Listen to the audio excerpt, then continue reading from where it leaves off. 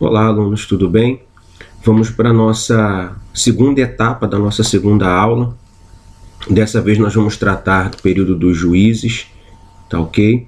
Período muito importante da história do povo hebreu, da história de Israel, porque é um período que vai narrar uma série de problemas que esse povo ele vai passando no decorrer do tempo, tá? Como consequência de um erro que Josué vai cometer durante o seu período de liderança, tá? O período ele é marcado pelo caos estabelecido pela ausência de um líder que gera alguns problemas, correto? Que problema é esse? Bom, o primeiro se dá pelo fato de Josué não ter deixado um líder, não ter feito discípulos, tá? Esse foi o maior erro que Josué ele comete. Quando Moisés ele morre, Moisés tinha uma série de possibilidades para que o ministério, né, a obra, viesse a ter a sua continuidade, correto? No mínimo, Moisés tinha duas opções. Uma era Josué e a outra Calebe. Josué foi o escolhido de Deus para que ele viesse a conduzir o povo até a terra prometida.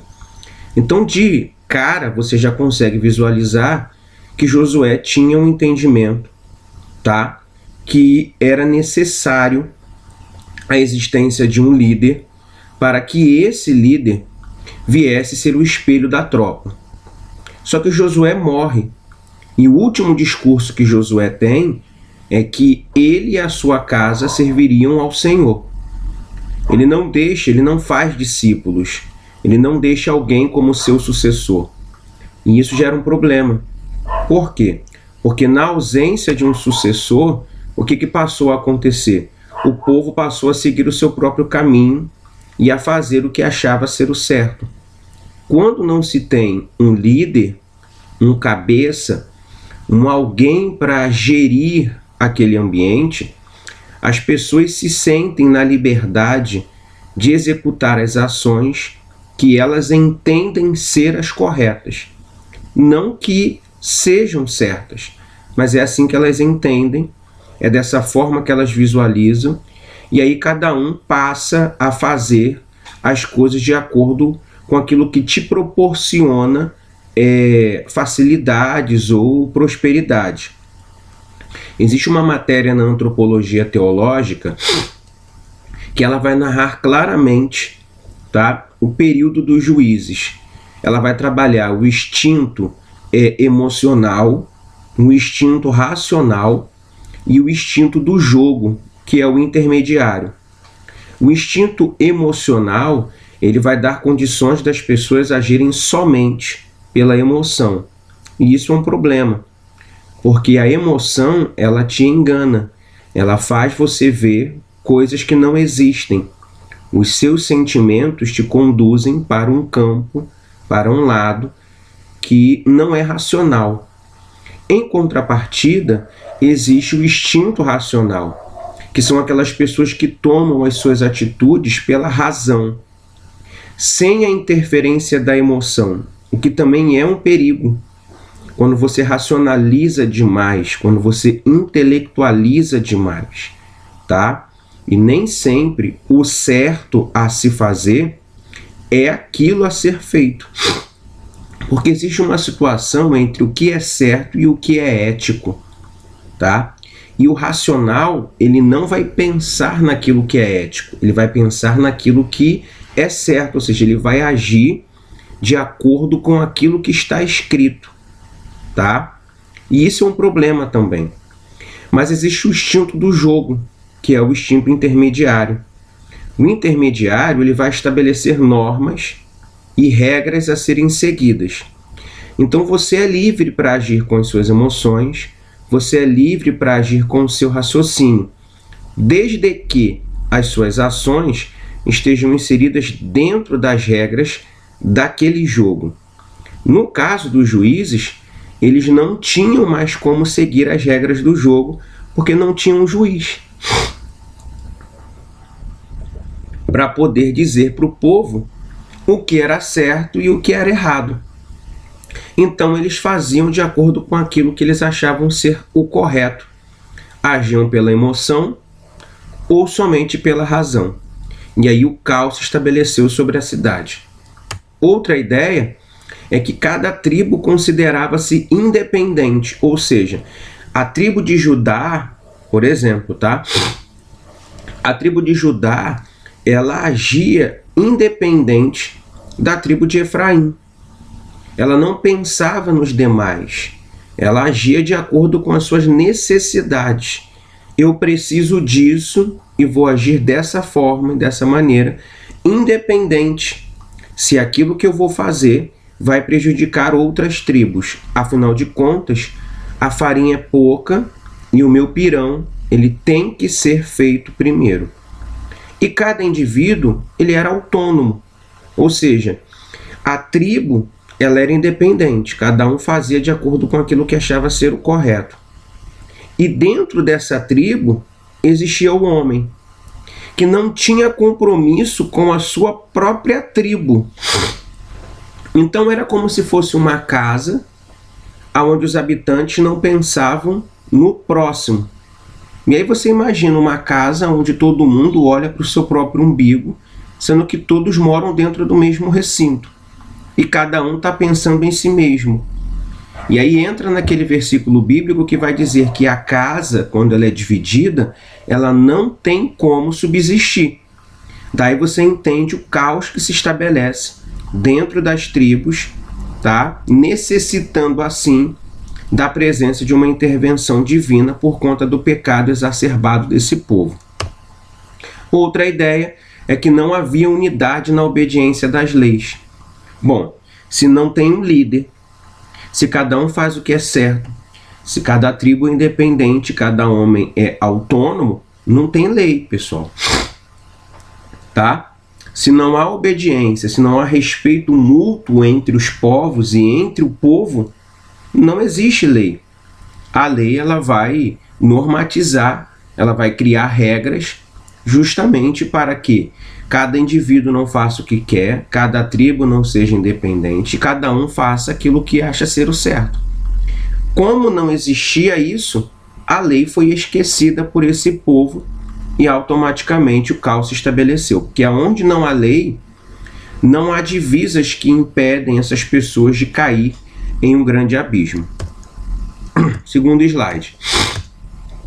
A primeira ideia é a apostasia de Israel. Está aqui no seu módulo. Pega o seu módulo, por gentileza, e abra ele na página...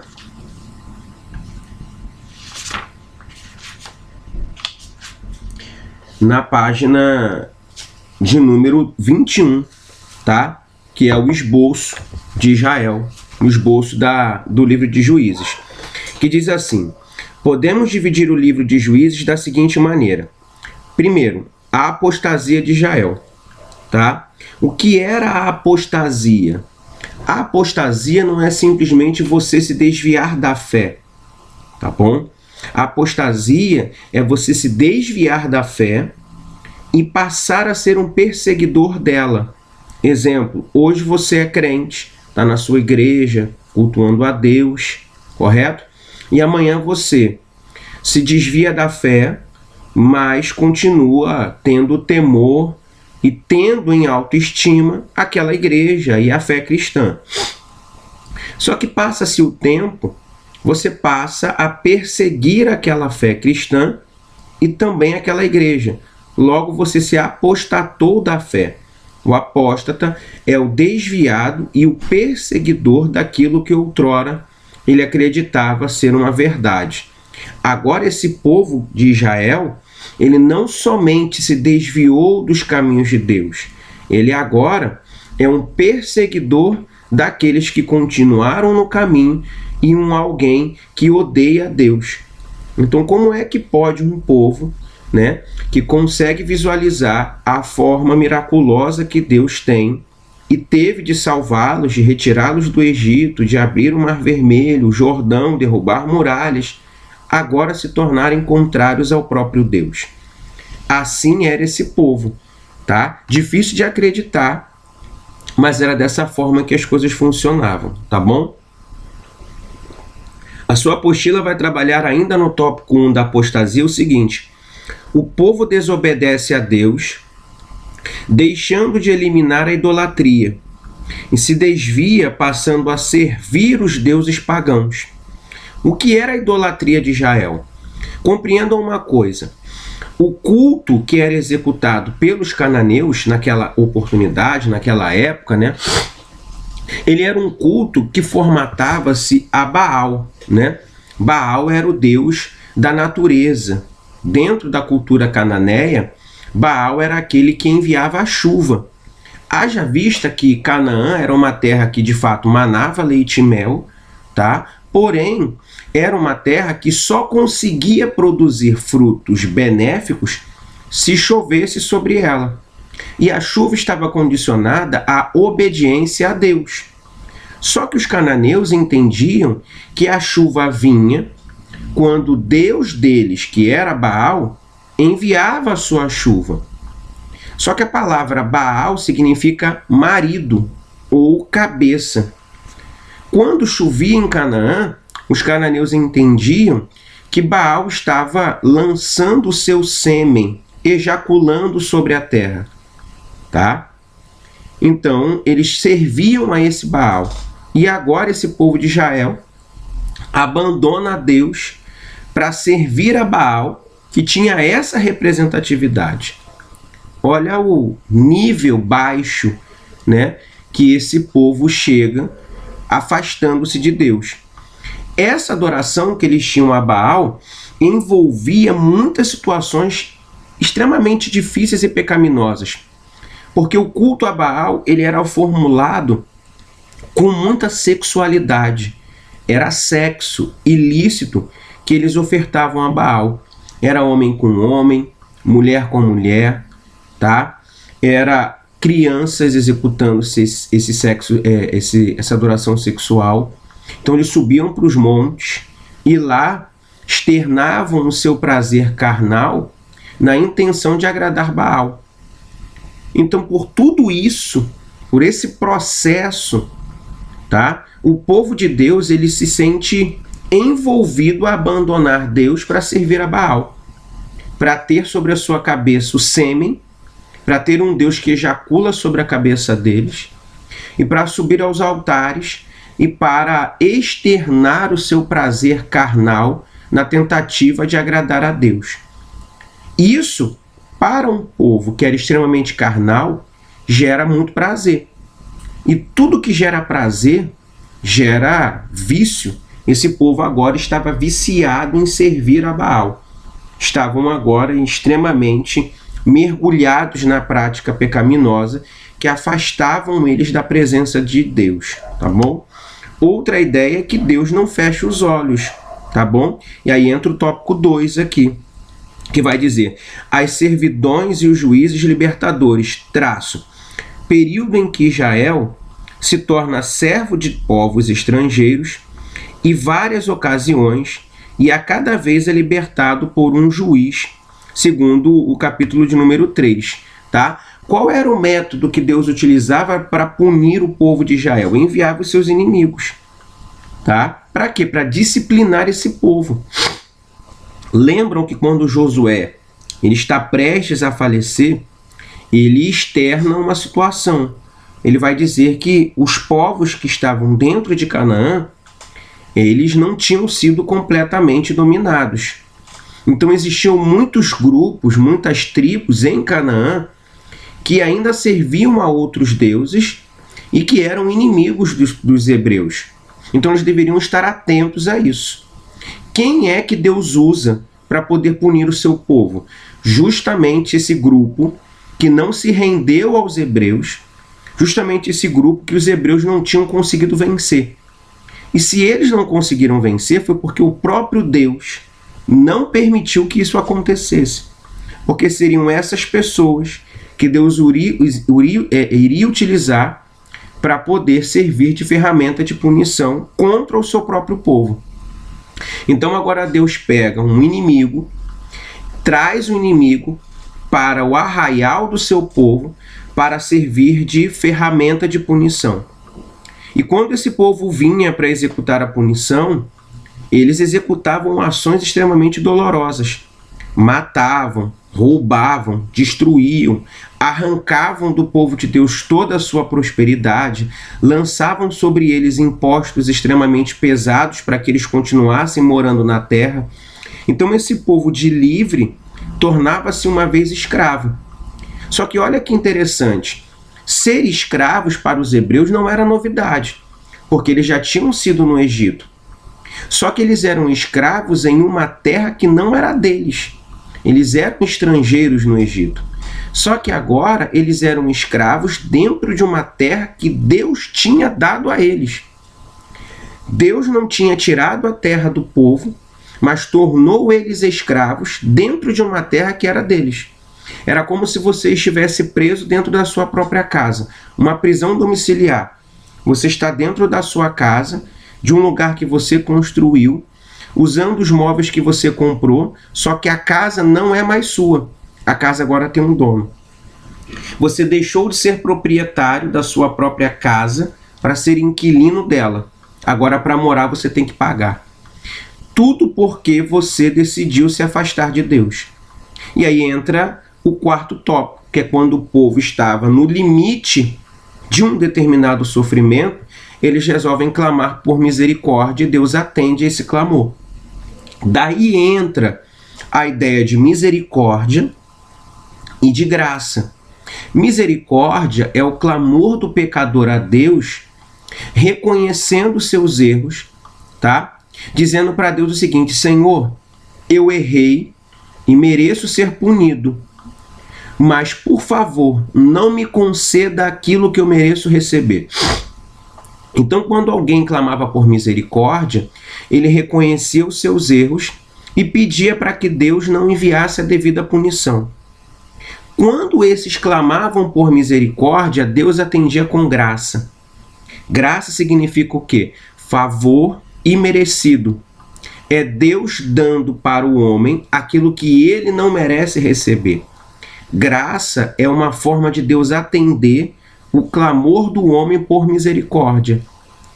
Tá? Deus agora se apresenta ao povo e fala assim: vocês não merecem receber o meu perdão, mas por graça eu estou resgatando vocês, enviando à tribo, tá? Um devido juiz para consertar um erro que vocês fizeram.